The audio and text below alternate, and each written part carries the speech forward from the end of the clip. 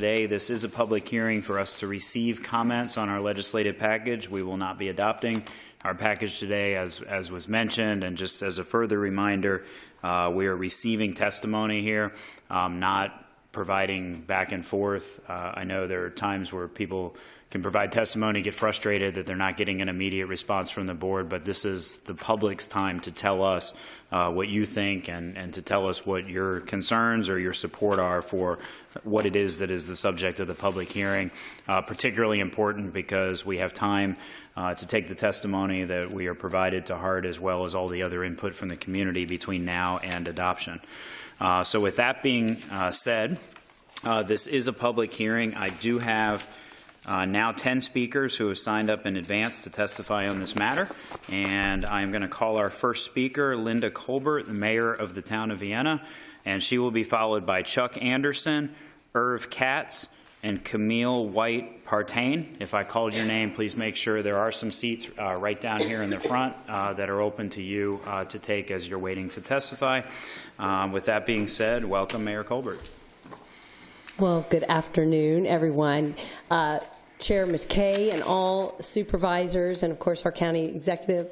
I was here last year also speaking on this matter, and I'm here speaking, of course, as the mayor of Vienna for our council and for our entire town.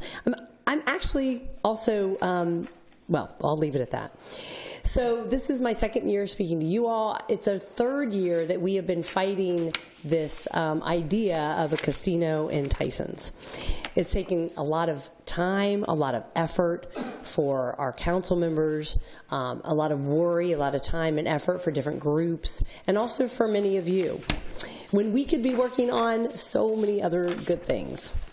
So we work together, the town and the county, so well, and I really appreciate that. A lot of us serve on different commissions together. We serve to help with traffic and the community, affordable housing. We have worked really well together on one major project that's coming up, and that's the Patrick Henry Library that's going to be renamed the Vienna Carter Library with a parking garage. And we work so well on so many other things. So I'm asking you for one more thing that we could work together on, and that is to end the notion of a casino in Tysons. Obviously, it would bring in money. I'm sure it would. But we know that data shows that there are a lot of other issues that you would have to deal with, that we all would have to deal with, and that would take our time and energy, and I don't think it would be good for our community. And of course, some of those things are probably a higher crime rate, risk to national security, and for sure the quality of life for our residents, both in Vienna, in the county, in surrounding areas, would definitely be affected negatively. So I am asking you, the town of Vienna has, for their #1 legislative agenda, we have no casino. And so I'm asking you all to please put it on your legislative agenda. And I know that Walter Alcorn, our Hunter Mill supervisor, has worked so well with the town of Vienna. You have been staunchly against the casino from the start, and I appreciate that. And so I am confident that you all can come up with some legislation, something that we can together go to Richmond and be one community against a Tysons casino. Thank you. Thank you, Mayor Colbert. Appreciate your testimony. Speaker number 2 is Chuck Anderson, to be followed by Irv Katz, Camille White Partain, and Arthur Purvis. If I called your name, please come on down close. Welcome. Welcome and good afternoon, Chair and Supervisors. As a member of the Vienna Town Council, I second the Mayor's statements, but I'm here today speaking on behalf of the No Fairfax Casino Coalition. Collectively on this issue, the coalition speaks for well over 200,000 residents from all over the county. But based on a recent poll, we represent the wishes of many, many more people than that. Today, we're asking the board to include a No Fairfax Casino statement in its legislative priorities package, as well as a call for the establishment of a gaming commission. We believe that the two measures are linked. Anyone who has read the news recently has seen articles about the explosion of gaming in all of its forms. iGaming and online sports gambling now make it possible for any cell phone to serve as a virtual casino anywhere and anytime. Given the vulnerability of the critical segments of our society, including children and the less fortunate, to gambling addiction, we have to ask ourselves if this unregulated growth in gaming is good for our communities. Moreover, the lines between forms of gaming are increasingly blurred. At a recent hearing in Richmond on casinos before the Joint Subcommittee on the Gaming Commission, at least 2 casino operators expressed their support for a gaming commission to rein in iGaming. In reply, Senator Eben pointed out that brick-and-mortar casinos also have iGaming operations. So, how should the state factor in the electronic outreach of brick-and-mortar casinos? We need to ask Richmond to take a pause and get a gaming commission up and running before authorizing any more casinos, gray machines, or other gaming forms. Last but not least, we implore this board to clearly say to our state legislatures that the Fairfax County does not want a casino. Not just a statement that you haven't asked for it, but that you don't want it. You've seen the recent Freedom Virginia poll. The opposition in the county is overwhelming and growing. It crosses ethnic, income level, party, gender, and locational lines. On this issue, the people speak with one voice. And it's not just NIMBYism that's behind these results. We believe that the people intuitively recognize what those of us who have studied the issue more closely understand, that the social and economic damage that a casino could do in a highly populated and economically vibrant community like Tyson's or elsewhere in Fairfax County could far exceed the modest local tax benefits. And the people deeply resent the attempts by one developer and his gaming cronies to bypass local land use control by buying votes in Richmond. If you say no, it's likely that the next session will spend little time on the inevitable Fairfax casino proposal and concentrate its efforts on more pressing matters that affect Fairfax County, like transportation revenue sharing and adequate schooling funding for Northern Virginia, legislation that is needed now. It's time to say no. Thank you for this opportunity. Thank you very much. We now are on Camille White Partain, take 2. And following her will be Arthur Purvis and Paula Martino. Welcome. I apologize. I assume you'll now remember my name. Camille White Partain, President of the McLean Citizens Association, MCA.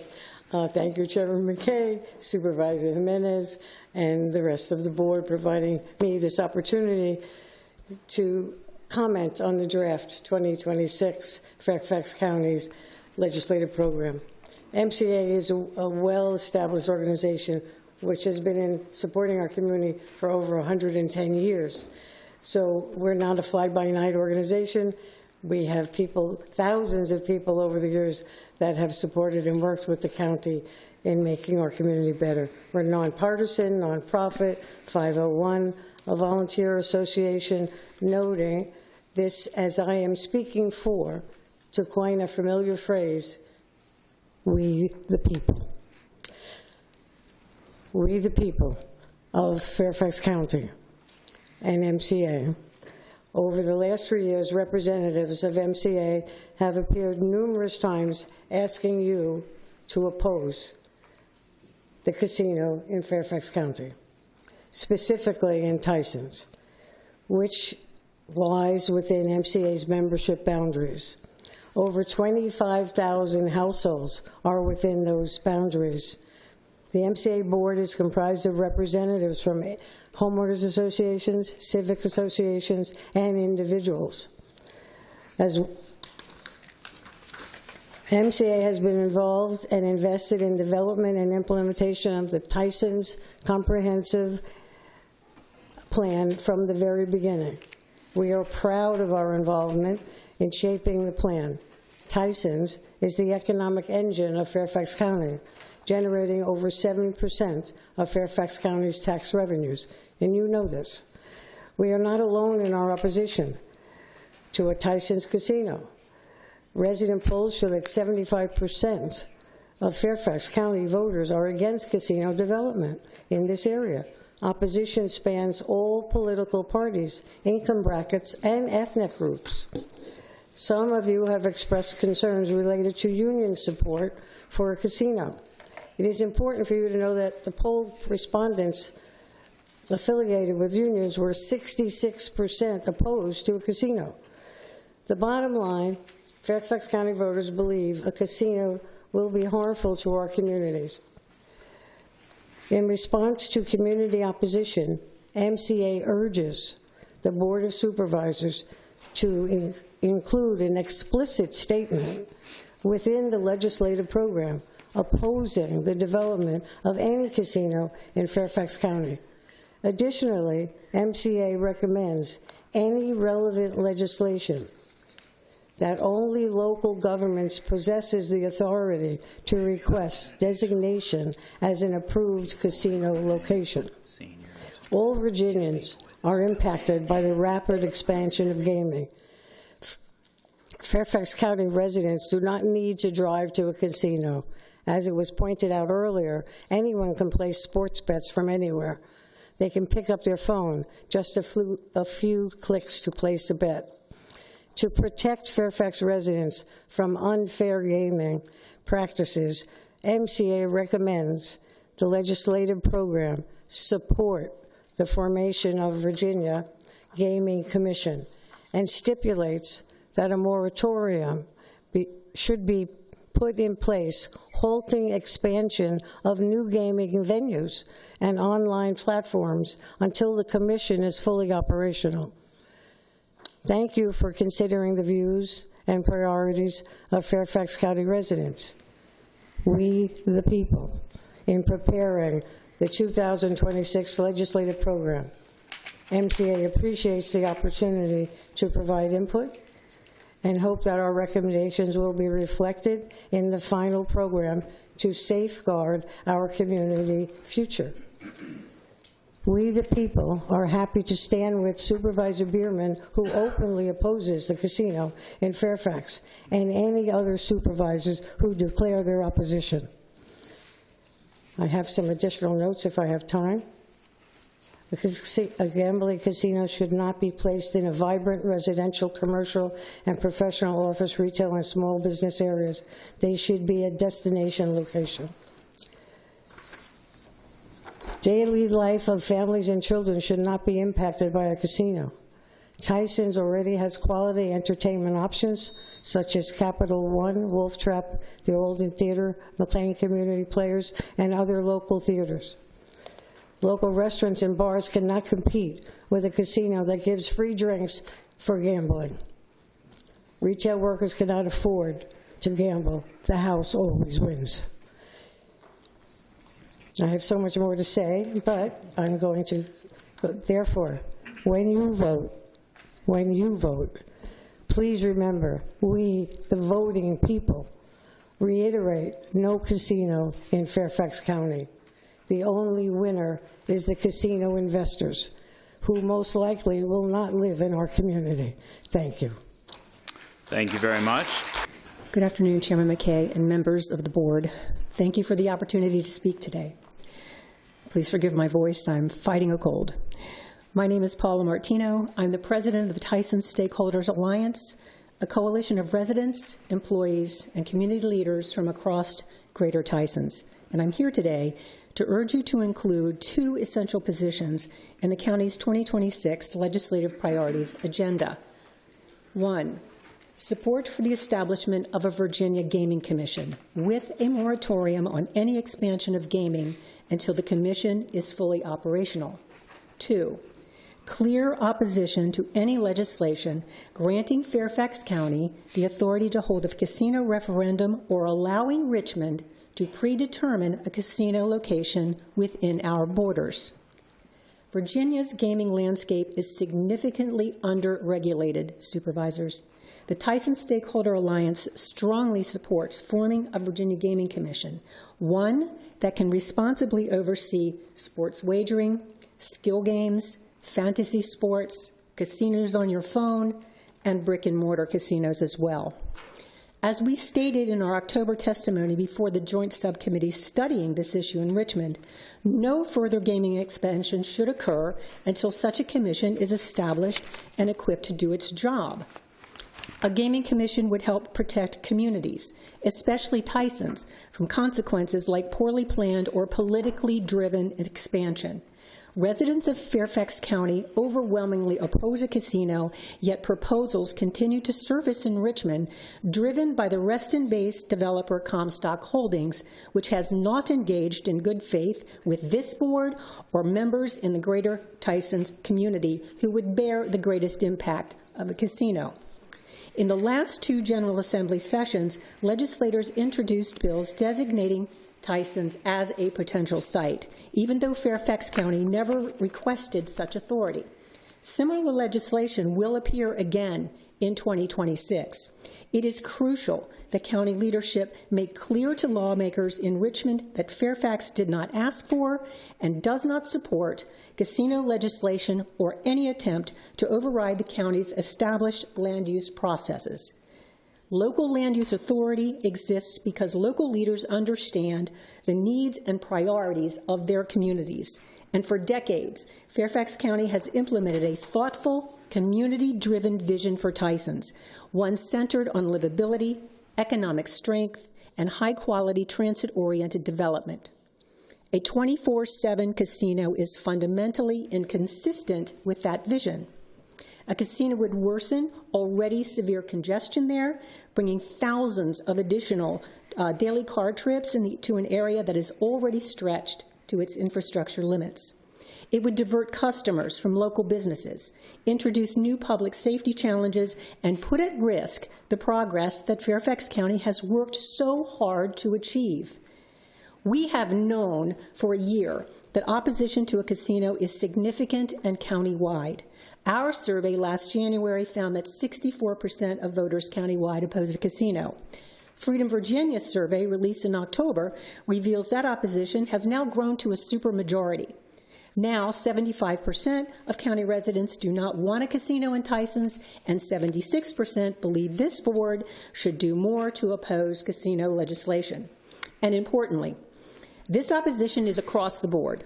Folks with incomes under $150,000 reject the casino at the same levels as those above $150,000. Folks aged 18 to 44 reject the casino at the same level as folks over 45 and over.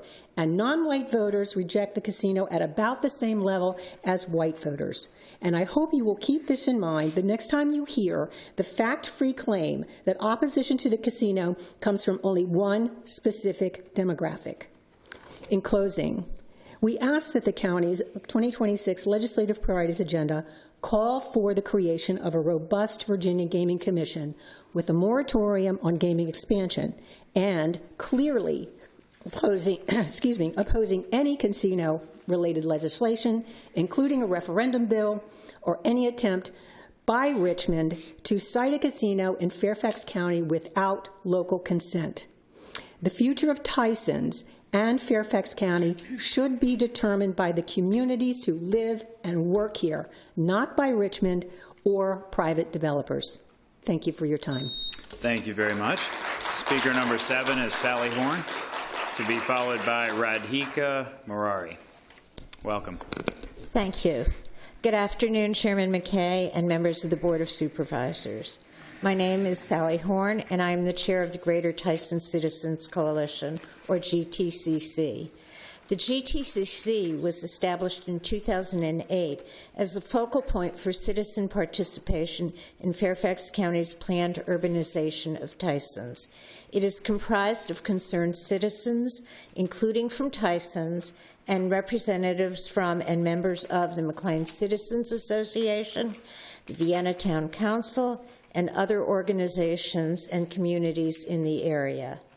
And we appreciate this opportunity to speak with you today. On October 23rd, we wrote to the Virginia General Assembly's Joint Subcommittee to consider the feasibility of establishing a Virginia Gaming Commission.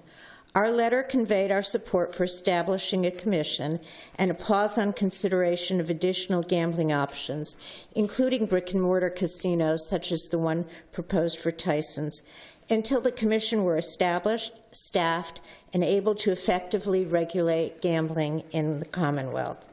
We also asked the Joint Committee to increase funding for gambling addiction treatment and research. Finally, we asked the Joint Committee to set 3 prerequisites for the introduction of any legislative proposals for new brick-and-mortar casinos. These are evidence of community consultation and support, a local government request to be an eligible casino location with the authority to hold a referendum, and a thorough and fully objective cost-benefit study commissioned by the General Assembly's Joint Legislative Audit and Review Commission, or JLARC.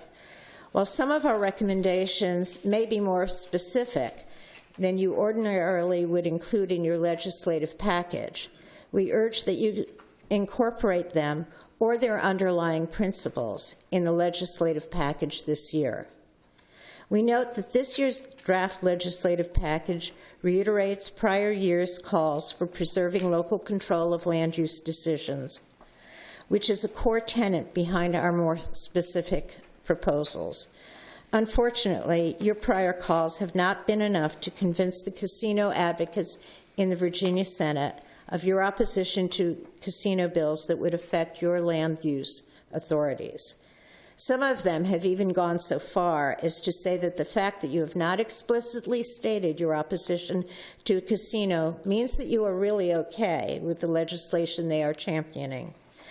The GTCC urges you to be more explicit in your 2026 legislative package and clearly state that you oppose legislation to authorize a referendum for Tyson's or a Fairfax casino, absent a specific request from you, which we understand would not be forthcoming since you have repeatedly noted to the leaders of the Virginia General Assembly that you see better uses for the land in Tyson's. As you have heard from me and other speakers today and previously, casinos do not build or grow local economies, but rather they can suck the vitality out of them, and they create new problems, most notably increases in gambling addiction, traffic, and crime that local governments must spend local dollars to address. Moreover, projections of tax revenues most often do not meet reality. In the case of Norfolk, for example, tax revenue projections have plummeted by more than 50%. That's more than 50%. And Norfolk's casino is not yet operational. As one Norfolk City councilman wrote, and I quote, "The casino revenue is not the safety net that it has been portrayed to be. Casinos in Illinois, New York, Pennsylvania, and elsewhere have lived experience of plummeting or volatile tax revenues and increasing local and community costs. We urge you to be explicit that Fairfax County does not want a similar lived experience." Thank you. Thank you. Speaker number 8 is Radhika Murari. Welcome. Good afternoon. My name is Radhika Murari. I'm here as an individual citizen. I've lived in Fairfax County for 3.5 decades. I'm very grateful that Supervisor Alcorn is our representative on the board. He is a staunch advocate for the people and not for corporations. I just want to make 2 very simple points. We all know that gambling and casinos hurt the most vulnerable amongst us. They hurt low-income people, they hurt people who are stressed out, and gambling is an addiction. It increases bankruptcies and it ultimately increases suicide. It does not help our community in any way. The second point that I want to make is an economic one, in case the humanitarian point is not valid in Fairfax County. Even optimistic projections show that we would get about 1% of the revenue. As stated earlier, most of our state taxes go to Richmond, never to be seen by our residents again. The casino would be the exact same thing. So as I see it, on one hand, we have Fairfax County residents who overwhelmingly oppose this casino. On the other hand, we have a Goliath of a corporation that is putting its outsized thumb on the scale and trying to force its will on the Fairfax County residents. As a woman and as responsible members of the Board of Supervisors, you know that no means no. When we say no casino, the corporation has to accept that. We are one of the wealthiest counties in the country. We cannot enrich one corporation on the backs of our residents, especially the most vulnerable amongst us. There are far more ethical and stable ways to boost our revenue. And I'd like to end with one thing. When I was in college in William & Mary, my best friend, Derek, was from the Bahamas. And he told me back then, and I checked recently, and it's still true, the Bahamian government has had casinos on their soil since the beginning of time. They understand how good it is for their economy, but they also safeguard their residents from the addictions of gambling. Bahamian residents and Bahamian citizens are not allowed to set foot in their casinos. So let's be professional about this. Let's raise the money that we think we might raise, and let's do it safeguarding our residents. Thank you very much. Thank you. Speaker number 9 is Lynn Malston, to be followed by Speaker number 10, Ryan O'Toole. Both of them have submitted video testimony. If we could play those. Good evening, Chairman McKay, Supervisor Alcorn, and members of the board. My name is Lynn Malston, and I'm here today on behalf of the Reston Citizens Association, representing over 60,000 Restonians. Right now, Virginia's gaming environment is expanding quickly, but there's a major problem. The state doesn't yet have a dedicated regulatory body to oversee it. Instead, responsibility is scattered across several different agencies, which leads to gaps in enforcement, inconsistent standards, and uneven consumer protections. A gaming commission would solve that problem. It would centralize oversight, ensure fair and consistent regulation, and create a single point of accountability for both the communities and the gaming industry. Without that structure in place, expanding gaming further, especially into newer, more complex forms like online gaming, creates unnecessary risk for our residents and for local governments that will have to deal with the consequences. While RCA stands firm in our opposition to a casino in Fairfax County, we do support the formation of a statewide gaming commission that would bring oversight to an otherwise uncontrolled industry. We're asking this board to support a moratorium on any new casinos or iGaming operations in Fairfax County until the Commonwealth of Virginia establishes a unified gaming commission to properly regulate this growing industry. Let's look at a few benefits a moratorium would deliver to Fairfax County. When regulation is fragmented, consumers and communities lose confidence. It becomes harder to protect people from predatory practices, to provide adequate resources for problem gambling, or to hold operators accountable when issues arise. A moratorium gives us time to build a system that Virginians can trust. With a gaming commission, Virginia could adopt a consistent statewide approach to consumer protection and problem gambling programs modeled on successful systems in other states. This pause isn't about opposing gaming. It's about ensuring that when gaming expands, it does so responsibly. A moratorium would give lawmakers, regulators, and localities the breathing room to design evidence-based policies, develop oversight infrastructure, and make sure support systems like addiction services and tax reporting mechanisms are ready before new licenses are approved. Introducing new forms of gambling without these safeguards would be like building a house before pouring the foundation. We need to make sure the framework is solid before we add more to it. It's also worth noting that Virginia's Joint Legislative Audit and Review Commission, or JLARC, has already recommended creating a single state body to regulate gaming. recognizing that it's the best practice nationwide. Local officials and community groups across Virginia are calling for the same thing, a temporary pause until this structure is in place. The Reston Citizens Association stands firmly with them. Some might argue that expanding legal gaming helps reduce illegal gambling. That's true, but only when the legal market is strongly regulated and transparent. Expanding too quickly before that regulatory framework exists risks making the problem worse, fueling addiction, crime, and community instability, rather than preventing it. A gaming commission would help ensure that any future gaming in Virginia is safe, accountable, and beneficial, not harmful or exploitive. In closing, I want to emphasize that this request is about balance and good governance until Virginia establishes a fully empowered gaming commission with the authority to enforce rules, protect customers, and provide clear oversight. Our locality should freeze any new casinos and iGaming approvals. Only then can we ensure that the pursuit of economic opportunity does not come at the expense of community stability, public safety, and public trust. Thank you for your time and consideration.